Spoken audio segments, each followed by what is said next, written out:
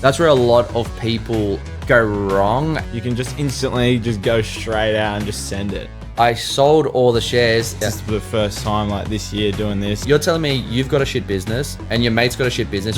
You wouldn't believe like how much, just, if you can just put $50. They didn't even get that. They went broke and went bust. Yeah, just invest in yourself. Double down. Take the chance. Take a risk and gamble on yourself. And they're broke. They're broke. And I'm just like... Zach, are you scared of sharks? No. Really? Not at all. Not at all, no. When was the last time you went surfing with sharks? There's been quite a few times. There's obviously sirens going off on the beaches. Yeah. Especially right now. Don't know what's attracting them inshore a lot more. Is that in the northern beach? There's a lot more sharks in the northern beach. Is that what they're saying, or everywhere? Not just everywhere, man. Yeah. I mean, it's a lot since Mercury passed in DY. Yeah. It's just been a lot more. They got the drones out there now tagging them. Yep. So I was in Manly yesterday, Arvo, and the siren went off. Yeah. Yeah. You know what I mean? But no, me and my mate went up the coast 2-3 weeks ago. There was a shark we saw just 20 meters in front of us, and Big one. maybe just under 3 meters. Yeah, right. But there was like 20 guys out. We were just at Bluey's and nobody really cared up there. Surf was up. It was too good. Yeah. So you're just like, nah. Everyone was like, oh, fins, there's a shark. And everyone's like, okay, keep going. How was the swallow like that day? Yeah, no, it was good. Yeah. It was good. That's why. Yeah. So you were like, it was no, fine. whatever. Shark will be sweet. Shark would be sweet. We're in their habitat. Just keep going. Just keep going, surfs up. Well, it's funny that you say that because like we've got a lot of surfers in the program, and one of them actually lives in Toowoomba, which isn't by the water, and shout out Sean if you're listening in, but he wears a shark tooth. So the theory behind it is if you wear a shark tooth when you're surfing, the sharks won't eat you. And I vibe with that. I like that. Yeah, so right. maybe invest in a shark tooth necklace.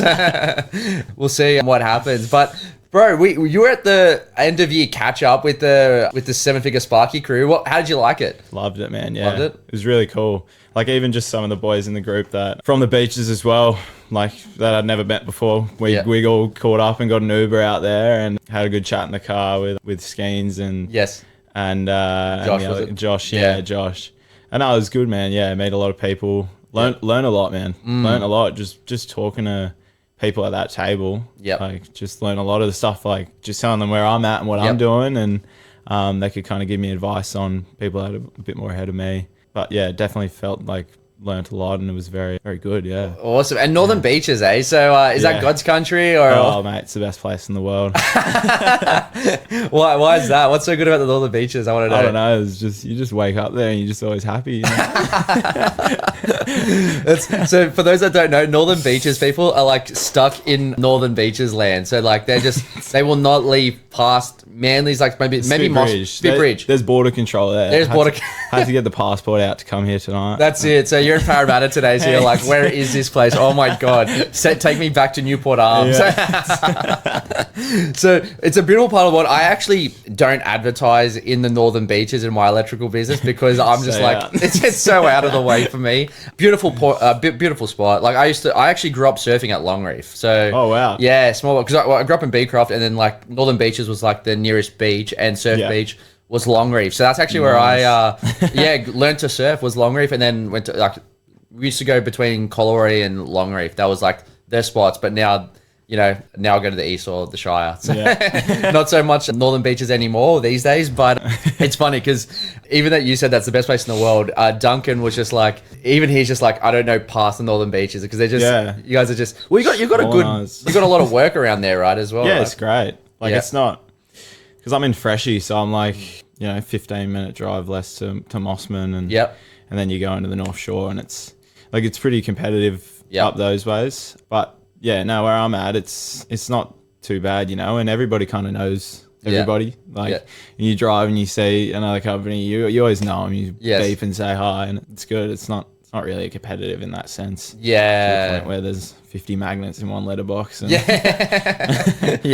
or saying Northern Beaches local or something. Yeah. It was awesome catching up at the end of year 7-figure Sparky catch up the other day when we dragged you out of the Northern Beaches for that. But something that really caught my eye was how interested you are in investing. And for the people that are listening in, like, where are you on your journey? Because you're like, how long have you been a tradesman for? 8 years now. Yep. Oh, tradesman. Tradesman. 8 years including apprenticeship. So yeah, 8 years including. And then how long on your own? this is my first year. First year. See, awesome. Yeah. And what got you into what got you into investing? My dad. Yeah, right. Yeah. So he's been with a financial advisor for 40 years. Over a long period of time, he saw a lot of success in it. So my advisor, he doesn't take on any new clients, but my dad swindled something when I was about 18 years old. Yes. We set up a portfolio. So 18, you would have been an apprentice. Yes. So you started as an apprentice. Yes. Wow. Okay. Yeah. That's awesome. Don't get me wrong, there wasn't much money going into it on the apprentice wage, but no, I definitely just had, even just savings, the old bloody Dolomites as a kid. Yeah. There was a few grand just, sitting around that just to get it started. I think we were 19 and me and 5 of my mates, we all decided to go to Canada, and I actually ripped out like all of the money that I'd invested. Oh, you took out, was it shares or? Yeah. Sold all the shares. Took all the money. Yeah. And I went to Canada and blew it. Nice. Snowboarding trip? Yeah. Typical textbook. Textbook Northern Beaches, Sydney. But no, I then came back and I never really, I still was like putting money into it, but I didn't really understand like kind of what I was doing. Until, obviously started the business, and then was speaking to my dad a lot. I was still talking to the financial advisor, and then I read the Barefoot Investor. Barefoot Investor, yeah. What were your thoughts on that? Oh, it was really good. Yeah, it's really helpful. Not so much on a business side of things.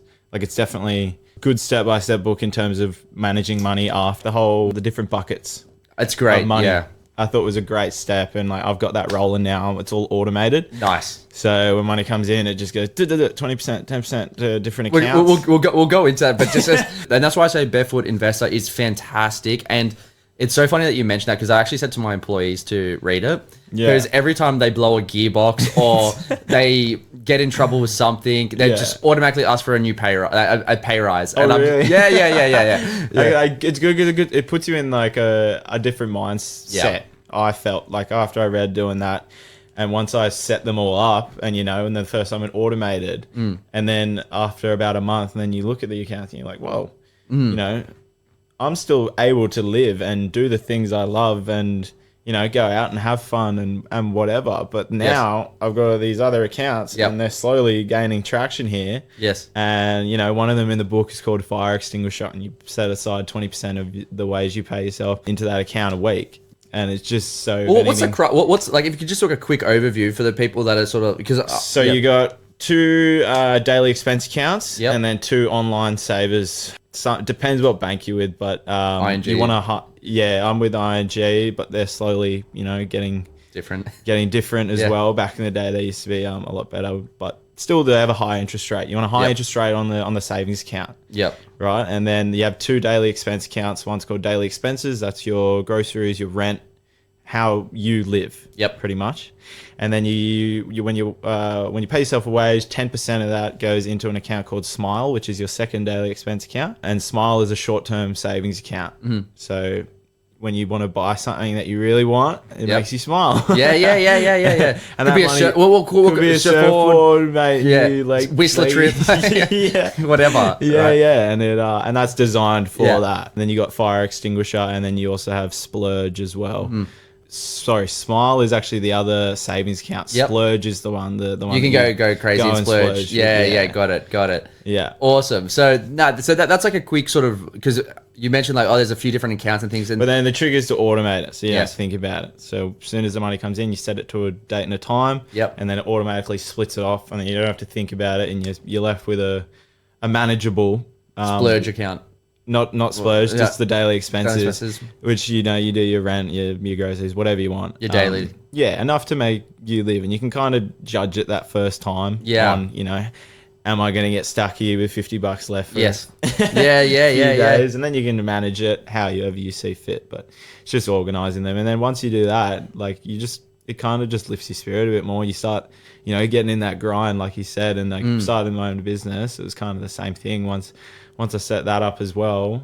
like that's just on the side now. And then, yes, you know, you go and have these good months, and then you got that growing over there. Yes. And then what we talked about, the share portfolio, yes, you got that growing over there. Yeah. So you got multiple hands buckets, in different buckets. Different buckets, all growing. Doesn't matter the speed. You don't stress yourself out about them, but they're just continually growing. Oh, I love this. This is mad. This is awesome. And so you were sort of dabbling in this. When did you first read The Barefoot Investor? Was that like... Mate, literally this year. This year, yeah. My dad, from when I was 18, and then when I took all the money out, he was just pounding me going, mate, read this book, You're not going back to Whistler. Yeah. And then last year, I actually was in Europe the whole year. I traveled on the super yachts. Oh, what? So I worked on a 65-meter private yacht. Yeah, then I came back and I met a girl over there in the south of France. Yes.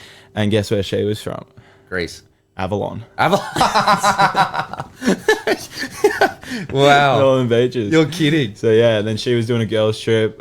We did like long distance for 5 months. I came back, she picked me up from the airport. Yeah. And she was, while we were texting, I was still working. Yes. She was like, oh, you need to read this book, Barefoot Investor. I was like, oh, I know, like my dad's been hounding me for years, but I'll read it for you. I read it, and and ever since then it's just been great. Yeah. That's fantastic. I love hearing that. That's awesome. That's awesome. And is she still with still your partner? Oh, that's great. We live in freshwater. That's good. They live in freshwater together. Shout out. How good. That's awesome. That's awesome. Yeah. So your dad was like, pulling you by the ear, read this book, book. Mate, and then never heard the end of it. That got you over the line with it. Yeah, he loves that as well. Loves it. Yeah. He's like, thank you, Jess. Thank you. That's fantastic. And you were the one but from, as an apprentice, you were still investing in shares, right? Yeah. So I just kind of had a chunk, but was it like structured?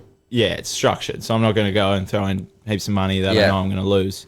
They're in hedge funds and stuff that are, you know, growing. They kind of never have a massive fall unless, you know, when Trump did that thing a few months back and it drops, 10%. Yeah, obviously there was a reason. There was a reason for that. That's when you buy in. Yeah, that's when you buy in. You buy on the dip. And that's what we did. I had a lot because I have a cash account, which is a high interest cash account in the portfolio, which money sits there, and then we wait. Me and my advisor for it to drop, and as soon as it drops, we just go like, let's go. Yes. And he puts it all in, and then it just slowly compounds over time. Yeah, and that's the thing. Like when people when in doubt, zoom out. A lot of people say like this isn't day trading. No, this isn't bloody Bitcoin. You know, this is a guaranteed thing, and my super's invested in it as well. Yeah, of course. So it's joint. There's 2 accounts in the same portfolio. Beautiful. They're both invested in the same shares.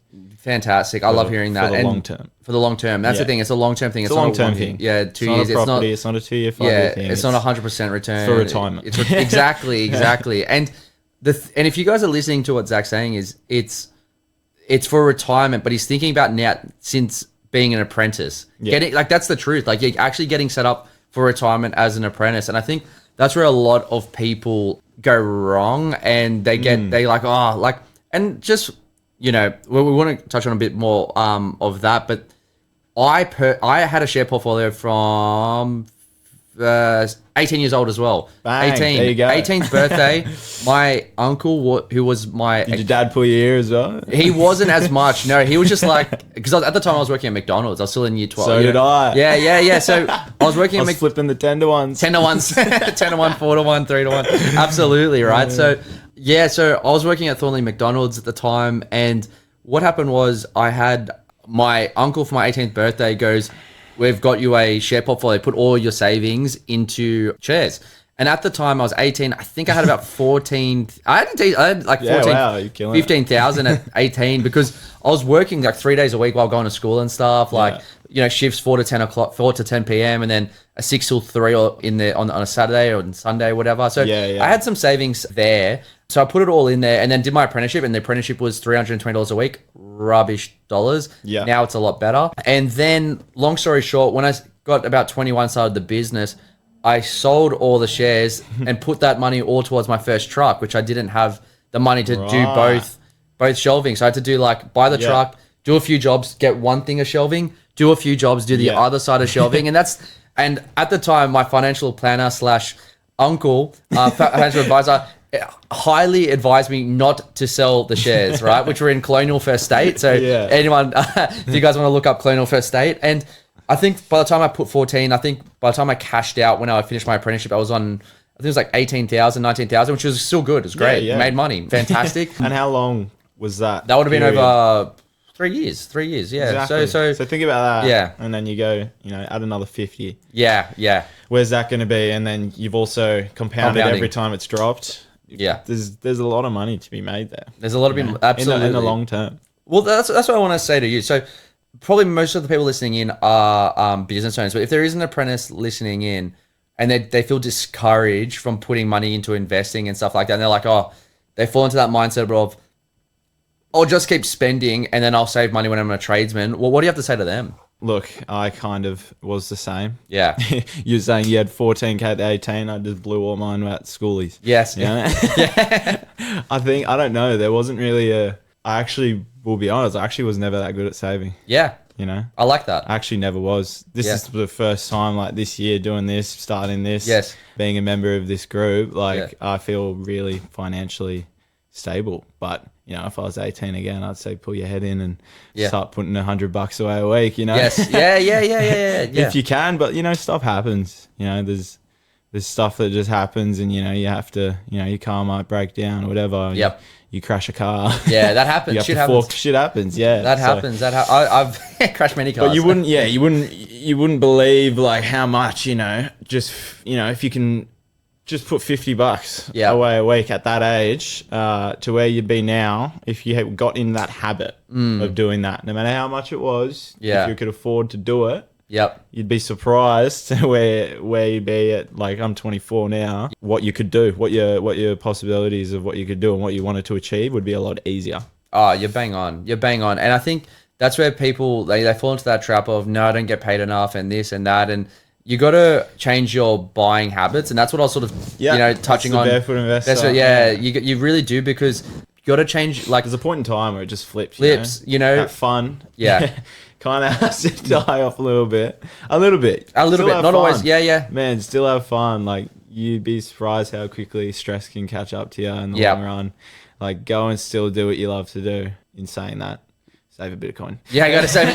You got to save a bit of coin. Like, I remember selling my beloved CR125 dirt bike. Yeah. Just to do half the shelving on my. And it just gets you going. You know? It just gets you set up, because once you set up, if you've actually managed to do that over your apprenticeship, and you have that bit of chunk of coin there, and that's what will set you up, Yeah. And you can kind of you can just instantly just go straight out and just send it. Yes. It doesn't have to be slow. Like, growth doesn't have to be slow, exactly, right? No, not at all. Well, you joined us. I think you came to us when you were when you were a tradesman, but were you completely had your company or not? Just before? Oh, no. Yeah, no, I had. You had your company? Yeah. Yeah, I only joined like 6 months ago. But yeah, I just started. And it was a wild time, because I'd just come back from Europe. Yep. And then I was with this company, I won't name them, but I was working because on the yachts, it's like 15-hour days. Wow. You don't get weekends. Yeah. The only time you're off the boat is when you're in port, and it's a time thing. I have to still wake up at 5:30. Wow. So it's 8 months straight of that. It's a lot of hard work. What were you doing? Like, I was just waiting? a deckhand. Deckhand. So I had a certain area of the boat, main deck aft, bridge deck aft. Yeah. I'd have to have them spotless. Yeah, right. By the time the guests wake up in the morning. So I'd start at 6 a.m. every morning. I'd go to bed at 10 p.m. Stop work at 10 p.m. Not go to bed. Wow. Every day. And where were you going? Were you going in the Mediterranean? Yeah, so I started in the south of France, got flown down to Barcelona. Yeah. Then went back up to France, all the way down to Capri, Italy, Greece. I was waiting for it. And then how good was Greece? Albania. Albania, Montenegro really surprised me. Beautiful country. And then went all the way up to Venice, and that was just a really cool experience being in Venice. And then all the way back around in 5-day trip. So you would have went to Corfu and stuff then on that went side? To Corfu. Yeah. Had a few nice pastas in Corfu. That's the island of my name, by the way. So my full name's Spiridon. So Saint Spiridon comes from Corfu. So when you go there and you say your name's Spiro, like you're like a celebrity there. Like they give you drinks, and it's a pretty cool spot. So if anyone's listening in, going to Corfu, check out Saint Spiridon. It's pretty cool. Yeah, and they've got Saint Spiridon's Beach. It's the island of my name, bro. So I just feel connected with it, even though But it's a cool spot. Then I came back. I started working again 2 days after flying home. Right. I just can't be at home like Yes. not doing something. Yes. If I don't have a job, man, I was just those 2 days I was freaking out. I was just like, get me to work, and I ended up just going and subbing at this big IT thing in St Leonard's. Just running data cables, bit of cable tray. Yep. In construction again, love it. Yes. Love it. Oh, so No, you I don't like construction. You don't That like was construction? sarcastic. Then I joined this other company, and they were doing like builders, and also, and then they did. Why don't you like construction? I mean, I don't know. I have never worked for a builder. Yeah. I don't know, but will you ever? no. No. Yeah. I have a best friend of mine who's a builder. I'll trust him with my life. I might work for him. He's the only guy I'll ever work. But yeah, profit margins and Not there. just not there. Yeah, but yeah, and just traumatic stress, mate. Being on the chaser for 3 weeks straight, just breathing in red brick dust. Love it. Yeah, just got straight into it. I didn't know anything about business because I never finished school. I dropped out in year 10, went straight into my apprenticeship. So I never did any business courses. Didn't know what GST was at that point. Yep. This was February this year. Yes. Yes. And then everything from there has just been, self-taught, just finding it out on my own, asking people, finding mentors. There's so many people in your life, man. Like if you really take a second and look back, you can learn off them no matter what trade they're in. Like my barber. Yes. My barber, he owns Sonda Men's Grooming. He's got his 8th store now across Sydney. How good's that? I was with him when he had his first store in DY. Yep. Literally at DY main bus stop. But yeah, I said it to him last week, man. I was like, you have had like a massive impact on my life. I've seen you grow from 1 to 8. Yes. You have like no idea how much like your mentality being in. I used to get a haircut every week. Yes. For 4 years straight. Wow. So, Yeah, you got a good. Yeah, you guys are tight. a lot of D&Ms, Yeah. But like, I'd said it to him, and he's like, that's really humbling hearing that. So yeah. Yeah, it is. It absolutely is, and that's why I love that as well. And you're very open to learning and getting inspired by other people in other industries and stuff. Whereas a lot. Where do you see the problem in the industry is like, because you see, I think a lot of people are very closed off to getting help. Closed off. Yeah, man. Like a lot. Like, I've had from companies that I previously worked with. I've seen older guys in the company that have gone off and tried to do their thing. Haven't heard from him since. Yeah. Haven't seen him. And then, one of them I stayed in good touch with. And, he's like, I just bought a house up the coast. It was the only thing I could afford. Yes. Blah, blah, blah, kind of stuff like that. And I was like, have you done any, business coaching? And he's like, no, never. I was like, 38, almost 40. I was like, this is a good opportunity for you. Like, you have no idea how much it impacts you just having someone that you can learn off and being open to it. Like, you can't have that mentality of like, I'm the best in the world. I'm the best Sparky in the world. I'm the best businessman in the world. Like, because you can't be either. You got to kind of pick one at the end of the day. Like you just said it, and I'm so glad you did, because I see this all the time. Focus on the business. Focus on the business. Yeah, you got to. Like, what comes first, business or property? Business. Business has to come first. Mate, like you and me said at the Chrissy party, we don't gamble. We don't hit any pokies. Yeah, nah. Because we bet on sure things. Sure things, And that's ourselves. That's right. And that's a sure thing. And that's a sure thing. That's a sure thing. And the main reason why I don't play pokies or anything like that is because I don't want to pay more tax. And if I put money in a pokey, I think, I don't quote me on the exact stat, but I think it's like 60% of that goes to the government. So I'm just like, no, thank you. But I'm glad you said that, because when we get people inquire with us, which are at your stage, Zach, where they start the business and they've worked for someone and they've actually got savings. Yeah. But it's so funny and it sounds crazy, and I want to hear what your take on it. But as soon as they've gone out on their own for like 6 to 12 months, they're broke. Yeah. After they get after they have that first meeting with their accountant, there's no systems. They don't have systems. They've spent money that's not theirs. And I'm just like, oh my God, like this is so avoidable. And it's like that bloke that you mentioned, like nice dude, electrician, but all the other guys that you've spoken to and sort of said, like they've just on that hamster wheel and they're not really going anywhere. And it's such a sad thing, because you got people that but reality. They want it though. It's crazy. That's the thing. It's like, you can tell, they want it, but it's like, are you willing to, put in those, like, dude, when I started with you, that was like the first 10 grand my business made in like, the first 2 weeks or whatever. And what did I do with it? I didn't want to have a massive tax bill. Yes. My first year, I was just like, I'll spend straight up the first more than half of it, put it straight into investing into myself. Yeah, yeah. Business coaching. But that's ballsy. Oh yeah, I remember the phone call with you. Yeah, yeah. Yeah. I was like, and you were like, mate, just go for it. And it was the best investment like I ever made. I appreciate that. That's what I'm trying to try to get Sparkies, because it's like, and having the community as well, like our Facebook group, like just having. It's good that there's people in, like, I didn't actually know that there were a few boys from the beaches in it. And then, Skeens, because I do work for some properties up in Avalon. He's based, I do work for some real estate up in Avalon. And he got referred to by one of the clients from one of their properties. Yes. And then he won the job by like $200. And I saw him like when we were driving back, I said it, I was like, yo, you bloody undercut me. But it was cool, man. Cause like, that's funny as. Yeah.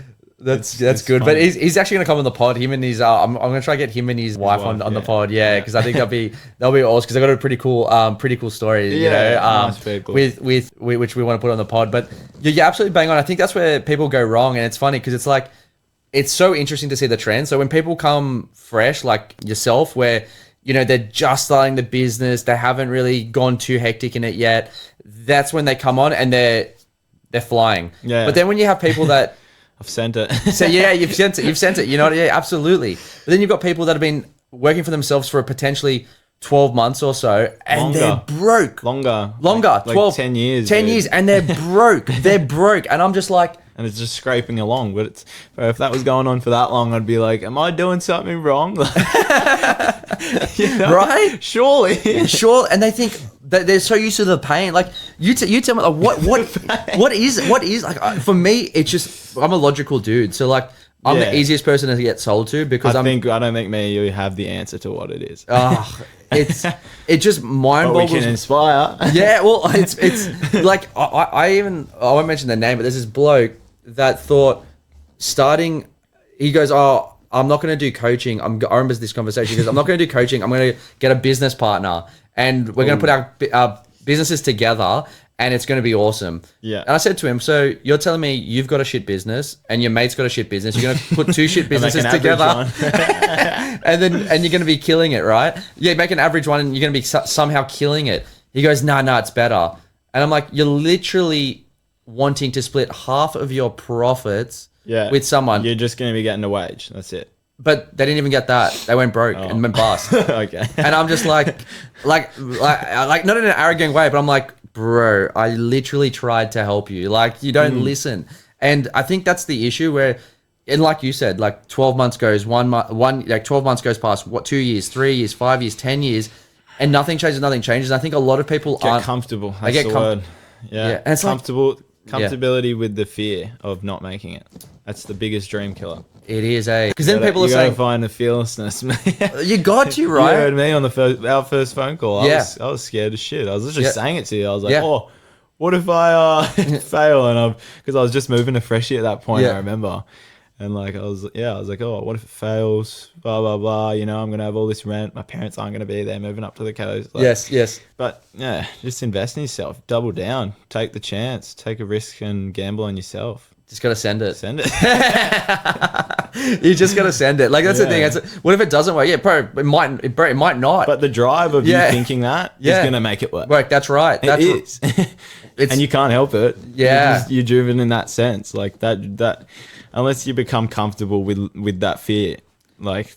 Well, there are people that are like saying it's not possible to hit 40,000 per truck. They go, impossible. It's just not. You cannot do it. And then on the other side, you got people that 40. If they hit 40, it's a bad month. You know. And you know what I mean. So it's like just Isaac in Melbourne. Yeah. 80 in 1 month, solo operator. There you go. Like, that blew my mind. That was when I kind of just started. Yes. I saw that and I was like, holy shit. Yeah.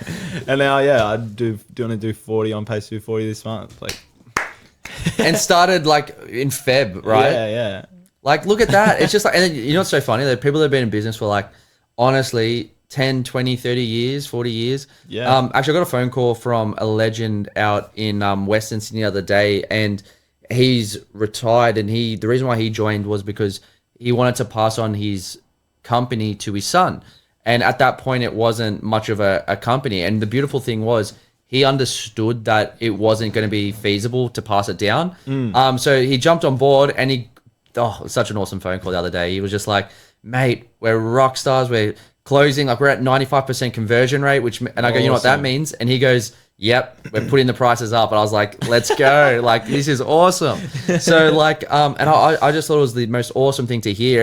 And that's the thing. So like, for people that are like listening in, what do you think they should do to, like, do you think they should, as an apprentice, like, well, if we do a timeline, as an apprentice, should they be putting money aside for a rainy day for savings and things like that? Yeah.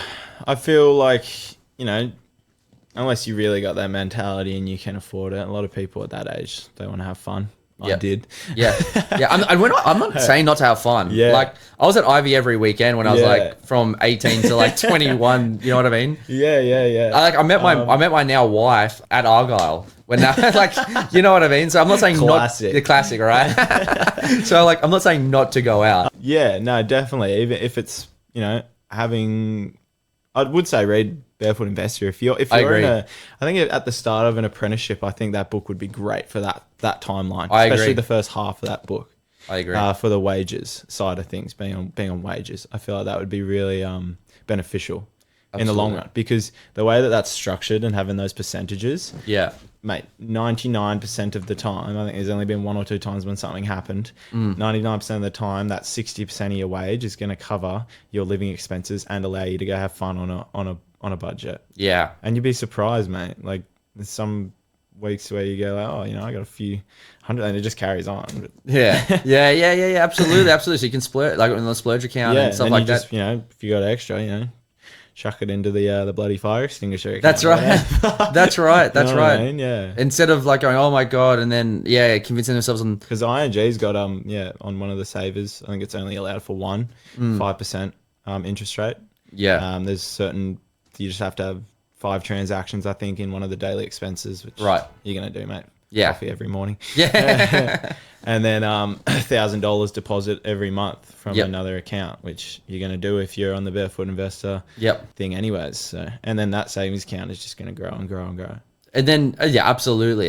So as an apprentice, apprentice and or tradesman, like both. Barefoot Investor is good for everyone. Like, it is good for everyone. If you're on the wages, for sure. For wages. Even after. I mean, even after paying it's yourself good. A wage, I think it's a great structure. And then he goes into super and stuff like that. There are some things that he does that I do differently. My super's invested in with the shares. Yep. He talks about it, doing it in other ways and finding the cheapest fund. Yeah.